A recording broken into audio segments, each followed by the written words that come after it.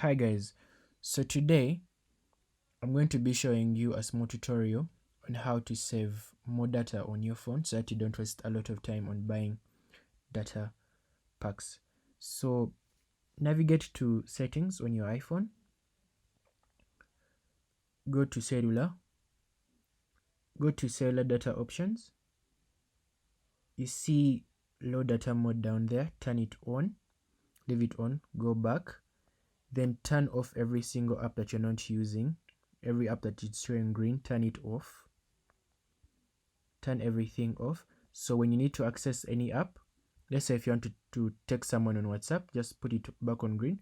You'll be able to access WhatsApp. So that's how you can save more on data. So thank you very much for watching. Don't forget to subscribe and don't forget to push the notification button. See you next time.